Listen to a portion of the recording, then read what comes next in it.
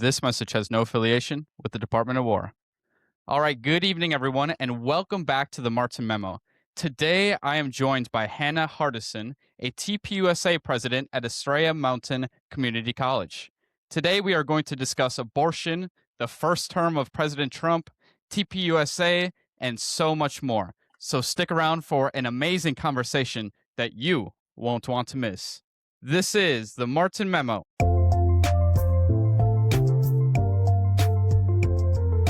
The Martin Memo.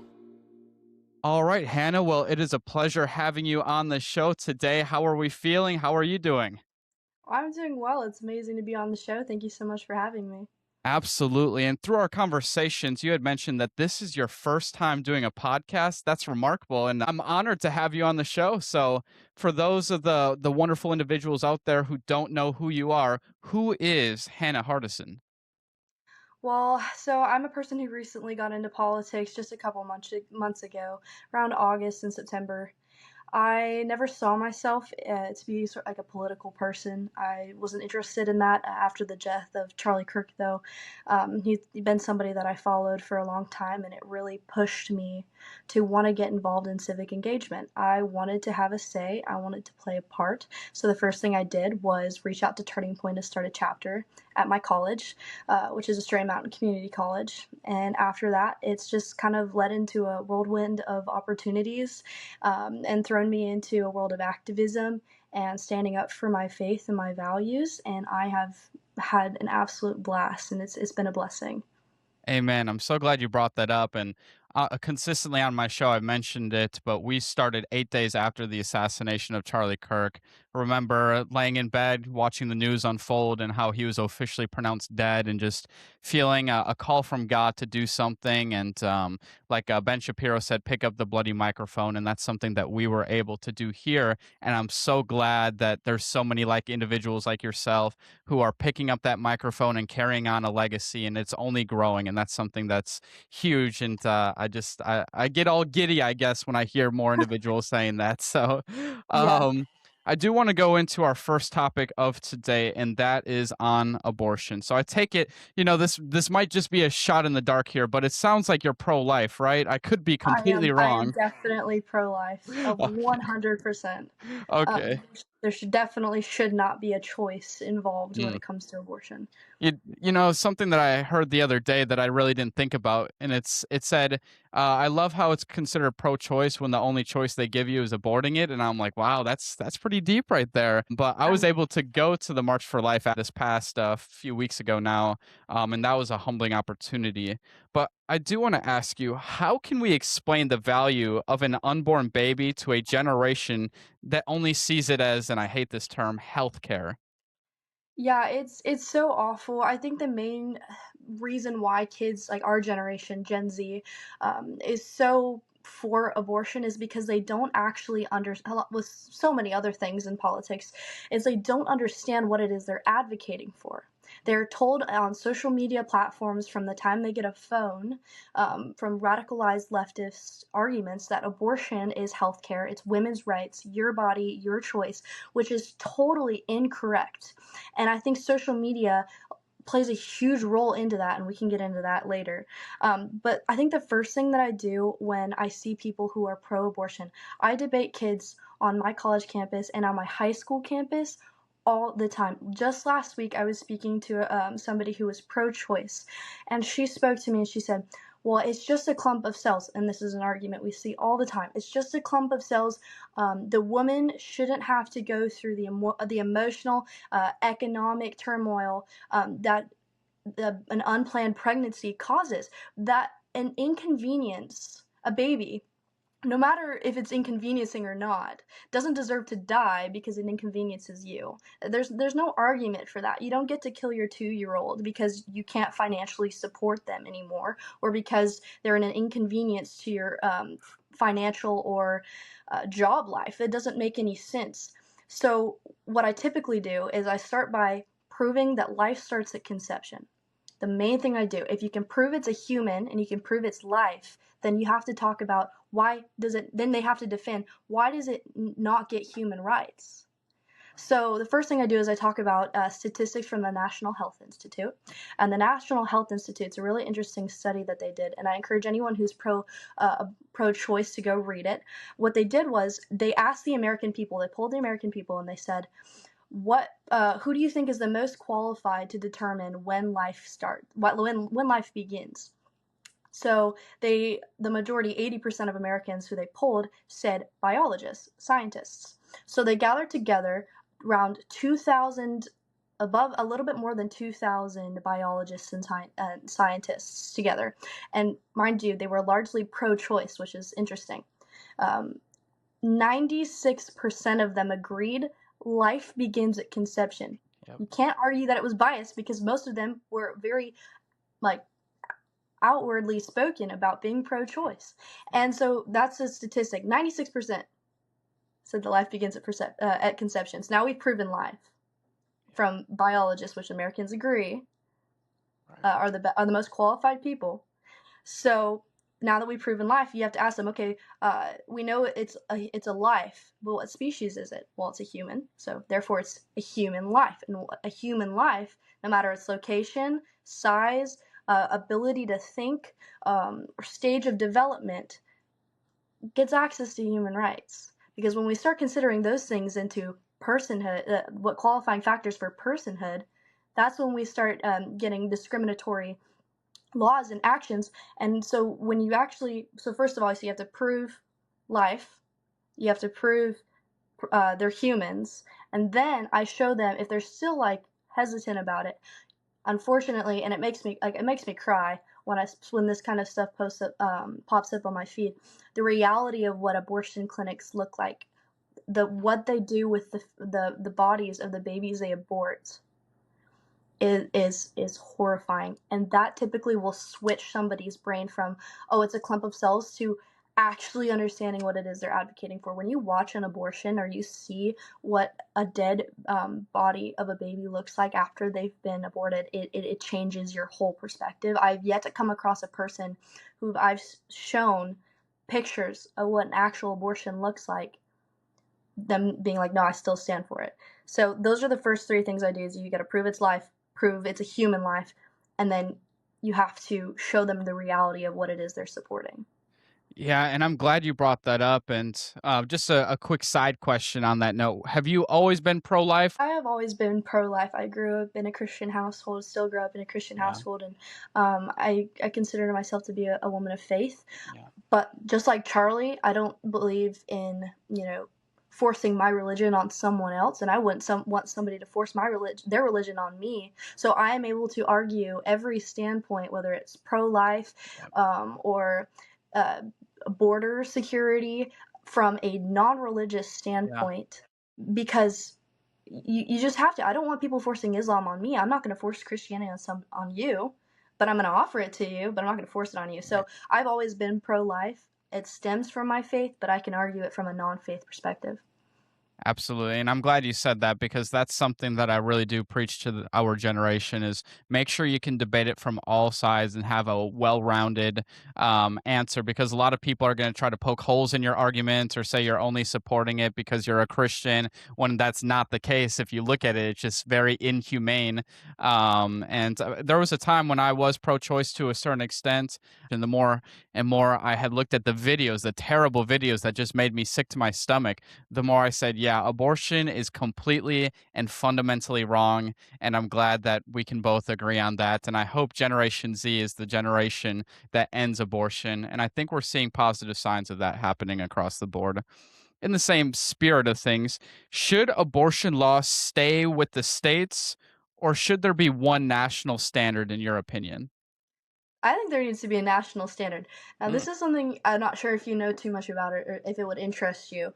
But there's like three different ways to really achieve a national ban on abortion. So the first way is, there's recently in 2024 there was a court case, and it's called, what is it called? It's called Loper Bright Enterprises versus, I always forget how to pronounce it. It's like Raimondo.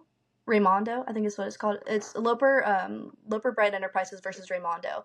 This court case, basically what it said was, judges now have the ability to decide whether a federal agency is correctly interpreting the law, whereas previously, courts would refer to what's called the Chevron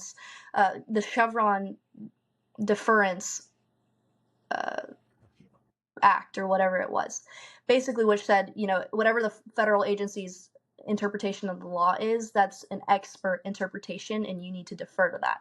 But this court case, the Loper Bright court case, says that you don't have to anymore. And that this was recently in 2024. This is going to be a very crucial piece of material when it comes to, helping there be a ban on abortion federally.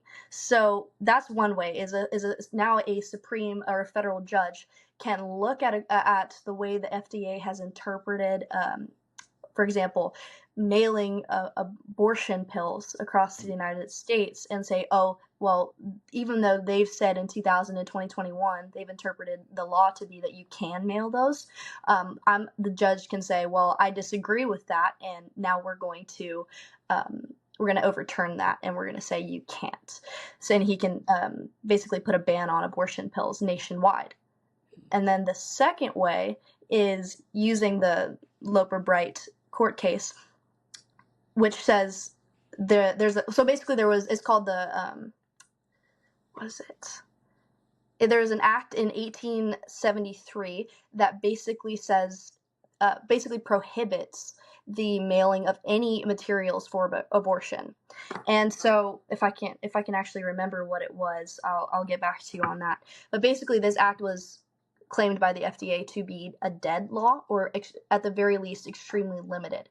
So now that judges don't have to follow the FDA's expert interpretation of the law, Supreme Court or federal judges can look back at that act and say, well, actually, we can still use that as reference for current modern cases, and they can basically put a ban on abortion pills nationwide. 60% of abortions that take place in the U.S. are by the abortion pills. So if we can eliminate that, we'll eliminate a very large amount of abortions that take place. But the third way, and which I think is personally I think is the best way, is to give constitutional personhood under the 14th Amendment to babies who are unborn. Yeah. The way you do that, because that's the best way, right? That would if you can give personhood to fetal personhood and make that a constitutional right, then you can ban abortion nationwide. And the way that you do that is you have, and the argument for it is that since the 14th Amendment was ratified in 1868, I believe it was, and during that time abortion was considered a crime. And so nowadays the argument for it is, oh, fetuses don't deserve personhood because they've decided on the Supreme Court level that the word person in the Constitution, in the 14th Amendment, doesn't apply to the unborn. But the argument for the 14th Amendment fetal personhood legislation is that at the time abortion was considered to be a crime, and therefore the word person might have also included the unborn at the time. So that's the best way to really get abortion banned nationwide, in my opinion, if we can make that happen. Absolutely. I love that. And I think I'd be in favor of something like that. We've seen Roe v. Wade and how they thought there would be a massive downward spiral of abortions. And actually, when they repealed Roe v. Wade, now we've seen an actual uptick in abortion. So maybe this is the correct method. And I would be interested to see how this all plays out. And hopefully we can get something like that into place. There is one more thing that's really interesting regarding there's so many legal contradictions to abortion. Like our law is so inconsistent when it comes to giving babies the right, unborn babies, the right to life. Like the Charlie always used this. It was, if a pregnant woman gets hit by a drunk driver, it's a double homicide. If if you do drugs while you're pregnant, you face charges. If you hurt or harm your unborn baby in any way during your pregnancy, you lose custody. And you know what's crazy is that in the United States, if you harm or destroy an eagle egg, a golden eagle or bald eagle egg, you will face fines up to $100,000, $200,000 if you're a company.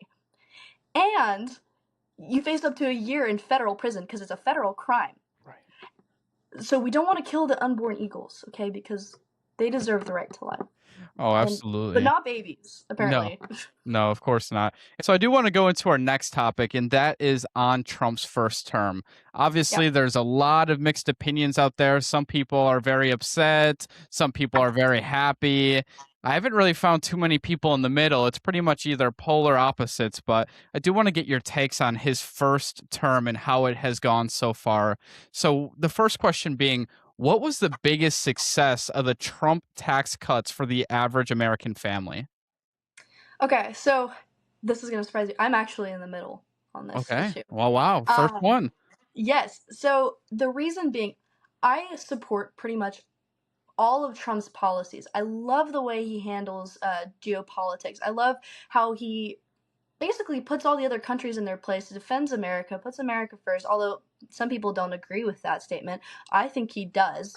Um, I love the way that he has prioritized Americans' safety, prioritized protecting the right to vote. Like there, I could just go on and on. He wanted to reinstitute prayer and God as the forefront of our nation. I could go on and on about the amazing things that he has done. There, I do have a slight issue with the way he does polarize people. Like for example, the way he went after the Supreme Court justices recently for the way that they voted in regards to his tariffs. I think he can be a little bit rude in some ways, and I don't like how divisive he can be.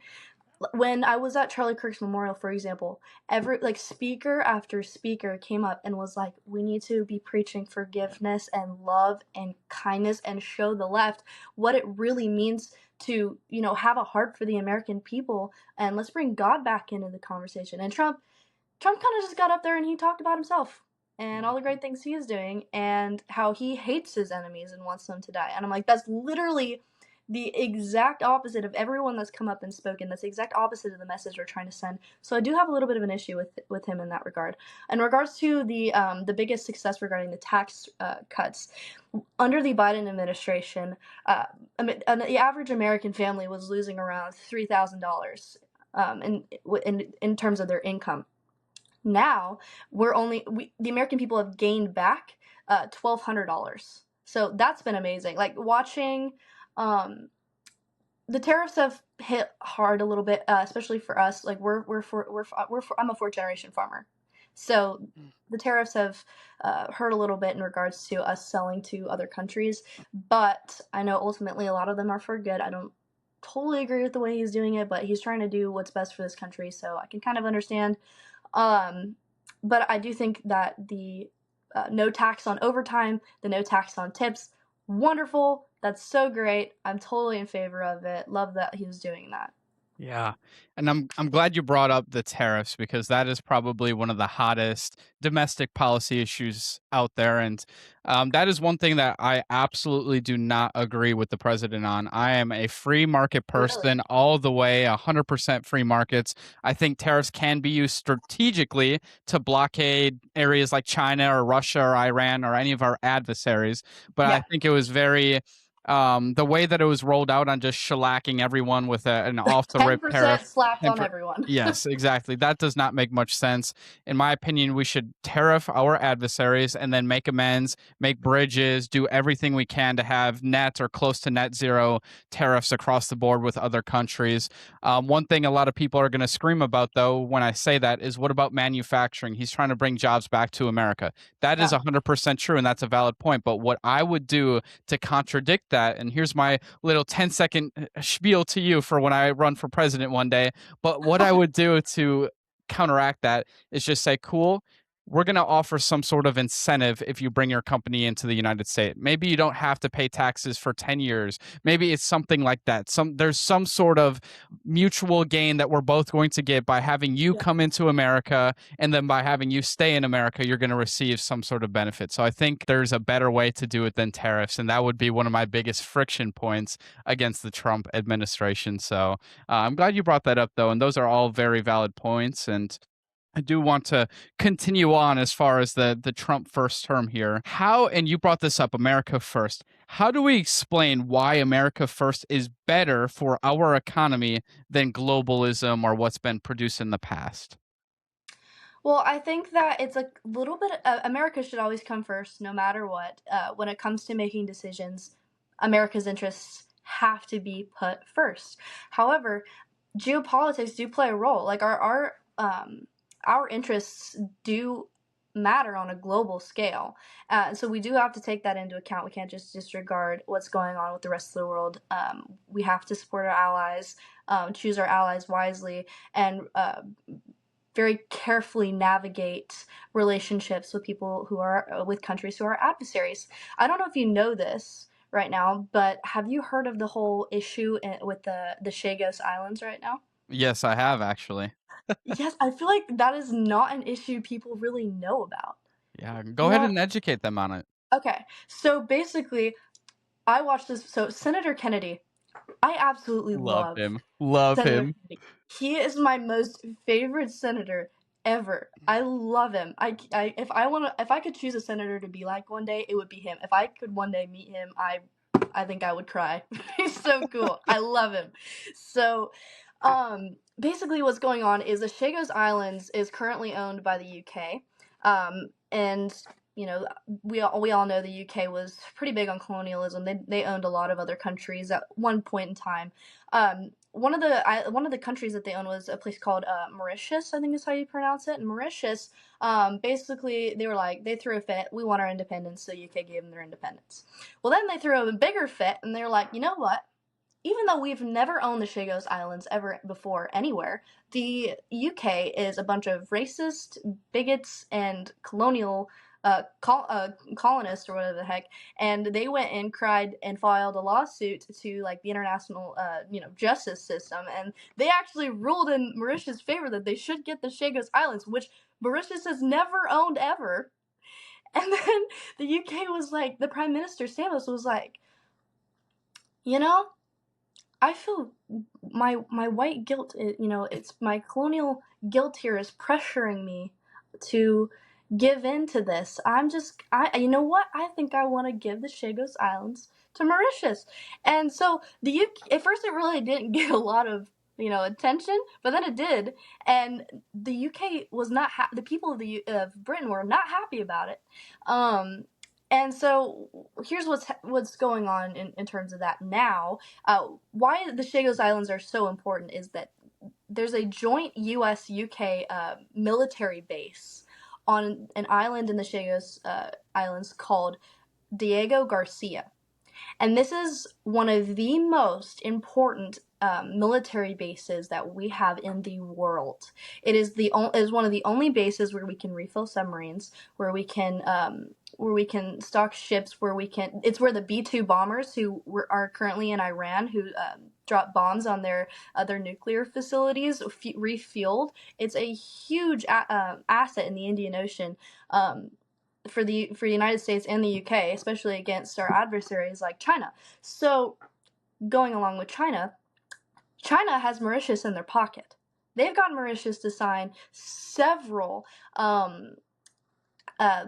basically several agreements saying, you can't have nuclear weapons here in several other African countries, and all these issues about like you can't have weapons, all those things. So if Mauritius does gain control of the Chagos Islands, then China can come in and do a search of all the islands, including Diego Garcia, and I bet Xi Jinping would just love to get his hands on inspecting our military base, to Senator Kennedy's point. And he's so funny because he was like, I don't know if if I don't know if the Prime Minister of Britain's testicles are on back order from Amazon, but while we're waiting for those to come in, if you're so concerned with selling or giving away the Chagos Islands, sell them to the United States so that we have control over one of the most important um, military bases in the world. We're not paying Mauritius to lease out that island, and China doesn't get to, get their hands on our one of our most important military bases. So that's kind of what's going on over there. But China's really just playing the long game. Yeah. That's crazy. It's crazy. It's Unreal. yeah. Unreal. It's just, and Senator Kennedy is wonderful and fantastic. He has It's some so of my favorite quotes out there. So maybe I'll do a compilation on one of my podcasts here of just some of his amazing quotes that he's given to you this should world. But you should um, bring me in on that. I have a couple to add. oh, perfect. I'd love to have you on for that segment. I'll keep that in mind. I do want to move on to some of today's top issues. And obviously, the big one that hits home is just securing the borders. In your opinion, why is securing the border the most important step for national security? Yeah, so under the Biden administration, we saw millions and millions of illegals come into this country. So a lot of people come at me for this when I say I support ICE, especially on my college and high school campuses. They're like, "Well, you're a racist, you're a white supremacist, you just hate immigrants and you don't want immigrants here." Well, immigrants are responsible for all the great things in this country. I was like, dude, never once did I say I was against immigration. I'm against illegal immigration. My father actually, not my father, my grandpa actually came here from Canada and Mexico. I wouldn't be here if it wasn't for immigration. So I have a unique standpoint on that, as well as like we were on a farm.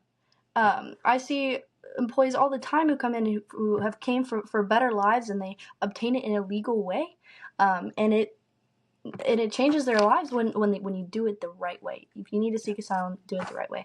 But in terms of immigration, we need uh, border enforcement. Tom Homan, I got to see him speak at America Fest. He read off lists and lists of percentages and data that showed how all of the amazing things that ICE is doing. They found over 300,000 missing children that, I'm pretty sure that's what he said at AmFest, that went missing under the Biden administration that nobody seemed to care about. They're finding so many missing kids. I think they found when Trump went to Georgia the other week, he talked about all the kids they found in Georgia and Minnesota. I think what they're doing on the border is great. I think that I love that the way that they handled Minneapolis in terms of removing those 700 ICE officers and pushing more agreements with the already existing police agencies. Just because I think that's going to keep the people safer in such a radicalized, liberal state. Um, and I think that what goes unnoticed is we look at all the ICE rallies in LA and in Minneapolis, and it looks so like people are getting killed, and it's sad. But they got it, and they were either armed with a deadly weapon and impeded ICE officers.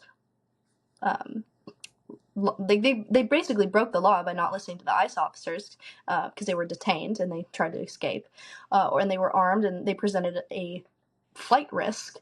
And it's sad, but I like the way that ICE is handling it now in terms of they're putting in place more policies to hold the agents more accountable and make things safer for people. So I think we're going to start to see a lot of change in regards to working with local agencies.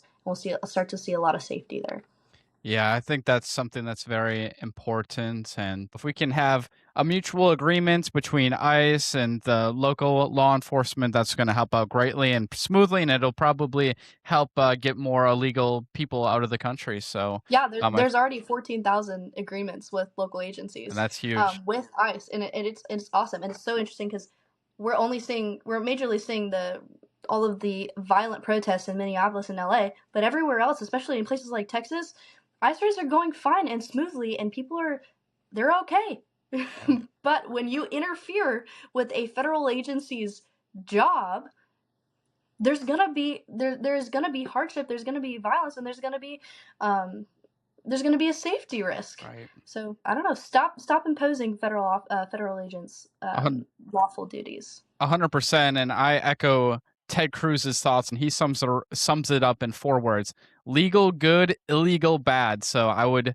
say the same logic, and it's sad that the liberals kind of want to group everyone in one camp. If you support ICE and support law enforcement, then automatically you hate every single immigrant, and that's not the case. And I'm glad that you spoke up on that issue because I don't that's hate my what. grandpa. Yeah, exactly. There's a great example right there. Um, do want to move on here. How, and this is very important, especially for our generation, how can we make it possible, in your opinion, for young people to actually afford their first home? Because some of these prices are just outrageous. What's your thoughts on that? Yeah, I think that we need to start making it easier for young Americans to afford a home for sure. I think there are a couple different ways you can do that. Lowering the cost of living is important. I know a lot. I have actually people who are in their early 20s who've bought their first home under the Biden administration. And the way that they were able to do that, just on their own, was to be really frugal with their spending. So they were on top of what they spent for groceries. They were keeping track of like the cheapest ways to afford gas, or um, basically they were being very intimate with their financial spendings in order to produce the best outcomes so they could afford their first home. Thankfully, in 2025, there have been a lot of different legislative acts that have been passed. So, for example, there's like there's a couple like that's if you're a first generation home buyer, then you can get, I forget what the act's called, but you can get up to like $50,000 or 10% of whatever your down payment is. There's also a couple more acts in regards to like if you are a first time home buyer, you can get up to $25,000 for your down payment as well. There's also like different tax cuts that we can do to kind of incentivize people to start owning rather than renting.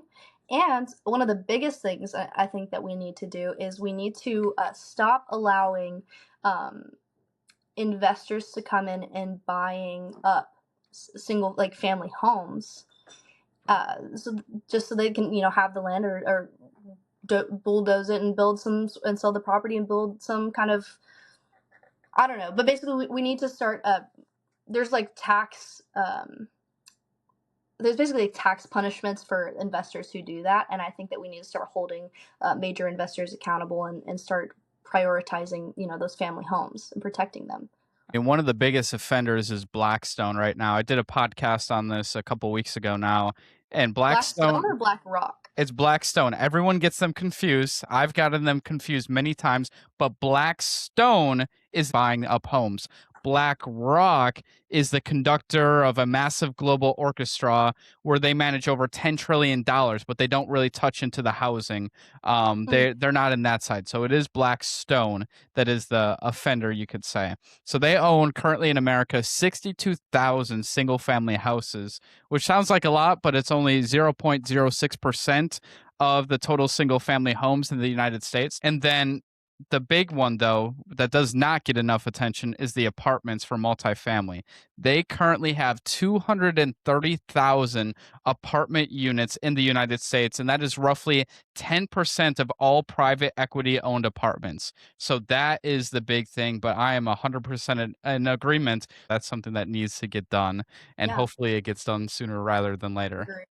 The other thing you can do is you can start incentivizing, the government can start incentivizing home builders to build smaller, more like affordable, like first time homes. Yeah. And they're doing that currently here in the West Valley. I'm not in a huge support. They're kind of like they're very very small, like cubicle sized homes. But I think that it would be really good for first time homeowners to be able to buy those homes and basically have like a place they can go to that's affordable and not some crazy outrageous $1 million house in Right. Phoenix. Yeah, 100%. I would agree. And hopefully we see more of these things come to fruition and come to life. So I think we're seeing a lot of good trends, but there's also some that are a little scaring. So hopefully we figure it out and come back and provide quality homes to young families and young adults. So that would be the most ideal thing we could do. I do want Yeah. to move on here and shift focus, and that is on the pop culture and values issues currently. So one of the big things that we have seen is a revival of the church through Generation Z. Generation Z is set to be the most religious generation in quite some time here. So why do you think that more people are starting to value faith and tradition again? Well, I think it has to do with a couple different things. Gen Z, that's a wonderful statistic that we're set to be the most religious generation in a while, because largely the statistics that I've been hearing is that, according to um, studies done, is that Gen Z is the loneliest generation that we've seen in a very long time. We're also the first generation to have this the historically high suicide rates. Mm, We've never seen rates like this before, and I think what plays the biggest role in us being a lonely, isolated, and suicidal generation is that we've grown up in front of a screen. A lot of our parents have placed screens in front of us, and that's just the way you're going to live, with little to no regulation, because they didn't grow up like that. They don't know what to be looking for. Thankfully I didn't grow up in a household like that, but kids do. Like, I think this is going to be seen as very controversial, but I think we need that social media, because it contributes so much to depression, to isolation, to even to the point it could get so extreme that we see school shootings. Video games play a role in that too, but that's a story for another time.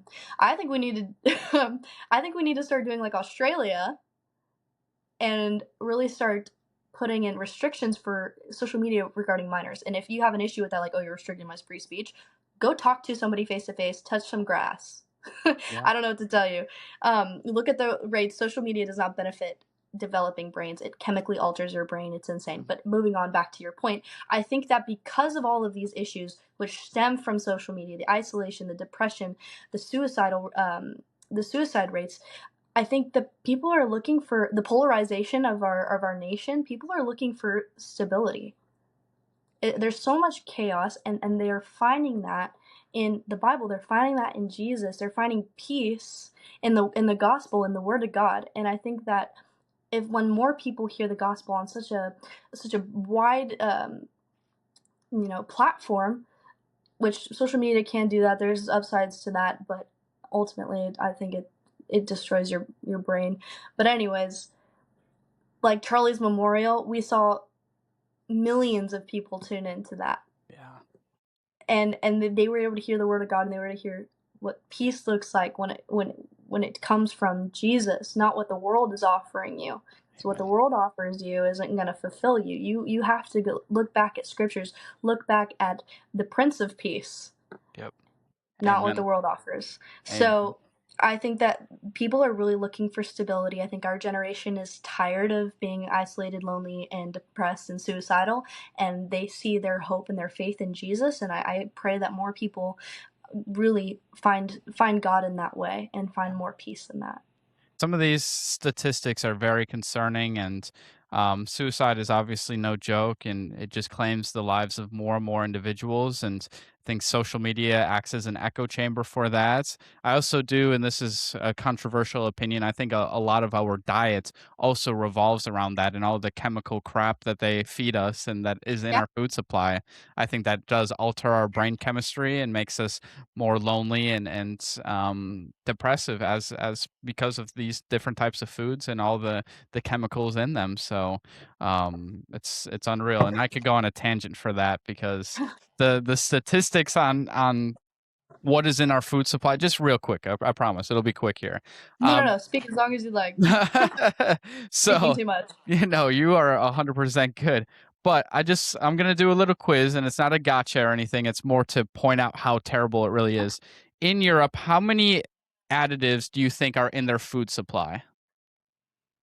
I couldn't tell you, but I definitely know America has a lot more than they do. Yeah, yeah, you're not wrong by that. So in Europe, there's 430 to 440. That's how many they say that's in their food supply. Okay, which is a pretty big number until you look at the United States, and it's 10,000.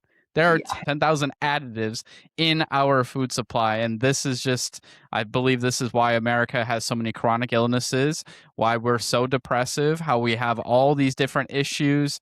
It's because of what is in our food. I'm 100% convinced. And I'll be doing another episode on that here shortly. I do want to talk about you and TPUSA. As I mentioned earlier, you are a president of one of the chapters of Turning Point USA. So, how does the TPUSA message help young people feel less alone in their beliefs? Well, first off, I'd like to say, I mean, I can't speak for the whole Turning Point organization, and all of what I've said here. Please don't see that as an entirety of the reflection of what Right. Turning Point's beliefs are. And I have to say that just because I need to make sure Yep. that I'm not speaking for them. So, as far as the message of Turning Point, I think that a lot of conservatives nowadays feel alone on campus. College, right now, while our politics are largely, conservative or Republican majorities, or what we saying in the government, on college campuses, it is such a liberal place. It is such a liberal leftist place. I have currently classes that I know of where teachers make you take a test to see how victimized you are. So, like, are in your race, your sexual preferences play a role in this, and it's like, oh my god, please make it end now. And then there's like the other day they made you as an assignment you had to go speak to they had a conference that you had to listen in about African American teachers on campus and their experiences, and I thought, well, maybe I'll learn something. I basically learned that they also go through the exact same thing that literally everyone else goes through in life. Welcome to life. It's hard. It sucks Yeah. sometimes. I'm like, okay, but it's the college anyways is a very liberal place. If you don't agree with the teachers, I have heard of teachers who their entire class is like a criminal justice class, they just say F Trump, F Kristi Noem, F all of like Pam Bondi, all these people there, like it's basically hating on the current administration, and it has absolutely nothing to do with education but indoctrination. And because college is such a liberal place, conservatives feel alone. And so for Turning Point, that's where Turning Point comes in, and that's why I felt so led to start a chapter. Is to give people who have those conservative values a place to come and feel like, oh, I can have friends that won't hate me or, maybe possibly attack me for my political and personal values. And that's what Turning Point does such a great job of, is giving conservatives a place to be open and not feel persecuted on campus. Amen. And real quick on one of the final questions here before we get into the fun topics. Do you have a cool story so far? I know you're fresh to the program, but your involvement in Turning Point USA, has there been any really cool events or things that you've been able to partake in, people you've met? Do you have any of those? Yeah, so like I said, I really got into politics. I wouldn't be able to answer any of these questions last August. I really wouldn't have. Um, so last September is when I got the call that I was going to be president of this chapter, and that really jump started this whole thing. Um, Basically, I started the chapter. I got the opportunity. The first big opportunity I got was to go to Turning Point headquarters in Phoenix. I got a tour of the facility from my from one of the employees, and I got to see the portrait that they had on stage of Charlie Kirk at the memorial. I got to see his studio and the apothecary studio, and that was really cool. And then I went to America Fest. I met Michael Knowles. I got the chance to get an executive ticket from my uncle, so I got to meet Michael Knowles. I got to meet a couple different people that it was really quite incredible. Some of my favorite influencers. And then I met Erica Kirk briefly. That was cool. And I don't know, it really has taken me on this whirlwind of so many opportunities of such cool people. I met Taylor Sharp the other day at Freedom Oh, Night, and he was nice. really cool. Um, yeah, he's gonna hopefully come do an event with us at our college, and it's been quite amazing to meet all the people with such like-minded values and views, Yeah. and who are fighting the same fight that you and I are on a daily basis on such a large platform. So it's been quite incredible, and I've gotten so many opportunities. More importantly, to share Jesus with people on on my high school, college campus, in public. It's been incredible. I've also met Pastor Lucas Miles. He's amazing. Love him. Um, and yeah, it's been really cool. Amen. That's amazing. And thank you for sharing that. That's really cool. And wow, what an opportunity. And just to think a few months ago, you wouldn't have had these opportunities. So, Turning Point USA definitely representing pretty strong. I've met a lot of great people involved in that organization. So, it's just cool to meet another, again, like minded individual, but someone who's involved heavily with Turning Point USA. So, one of the traditions on my show is we have a couple fun questions at the end that we always ask the people that join us to. So I'm going to ask you two to three here. So get ready to put on. These are the hardest questions you're going to have on your time here on the Martin Memo. Yeah. So with that being said, the first one I have to ask is, what is your favorite Bible verse? If you can pick out one that you have. Hmm, that's a hard one. There's a couple good ones. I love Second Corinthians. I love where Paul talks about how he's like the least of the apostles, and how great he is because of God. Uh, I like there's Joshua 1:9 is really good, and it says, "Be strong and of good faith, of good courage. Be not afraid.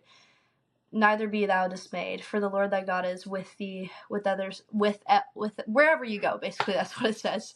And I like that because being a conservative in this day and age requires a lot of courage, Mm. a lot of bravery. I mean, we just saw Taylor Sharp, who's our age, get assaulted the other day. I've heard stories of Turning Point leaders on their college campuses get assaulted too. I mean, we saw what happened to Charlie, and it takes a lot of courage. So that's why I like that Bible verse.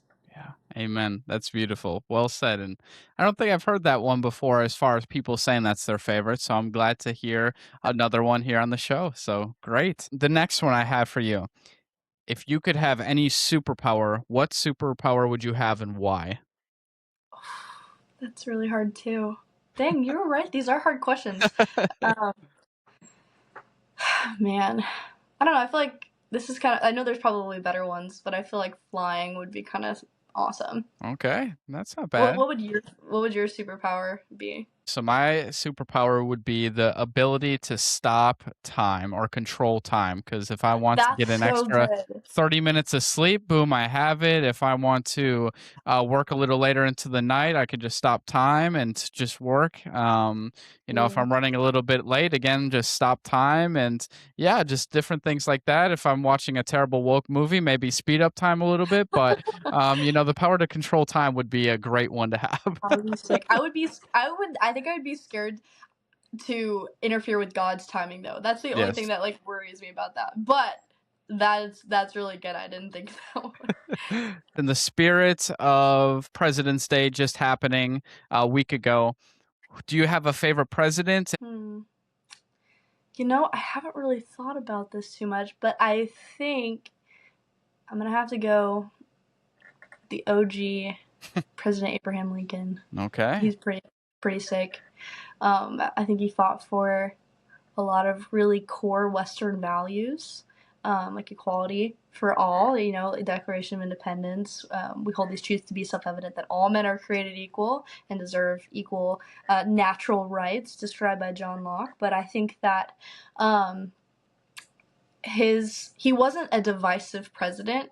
He was a president that really wanted his country to come together, and I love that about him. Yeah. Obviously, he wasn't a perfect dude, but if I had to really think about it without doing some further research at the moment, I would say President Abraham Lincoln. I think it's also humbling that he came legit from pretty much nothing. He was a Yeah. lumberjack, I believe, if I'm not mistaken. And yeah, he came from dirt poor basically poverty, and he went to the most powerful position on earth. So that's amazing. And Yeah.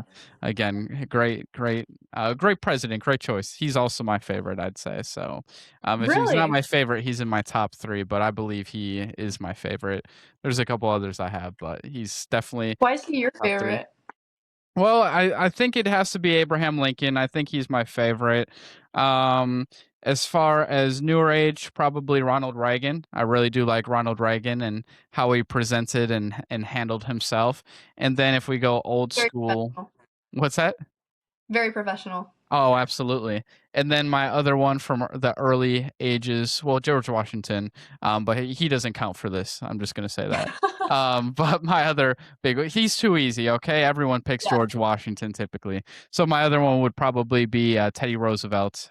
Very unsung hero. He's the real reason that we have a lot of Parks and big stick exactly the parts, big stick diplomacy, speak softly and carry a big stick.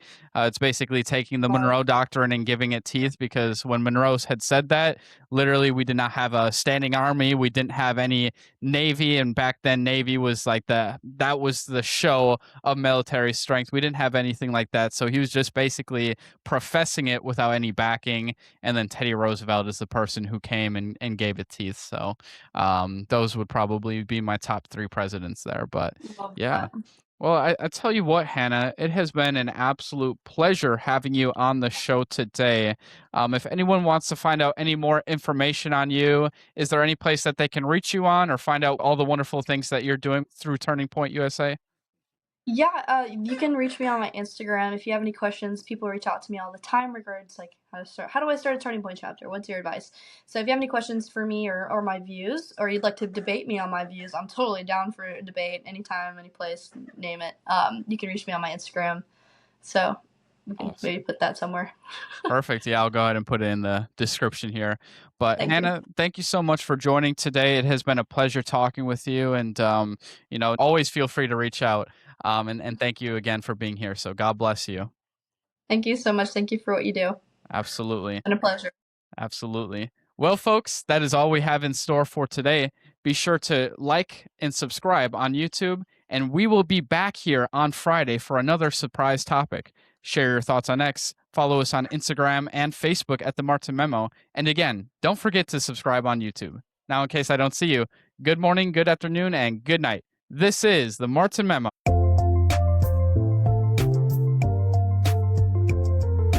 The Martin Memo.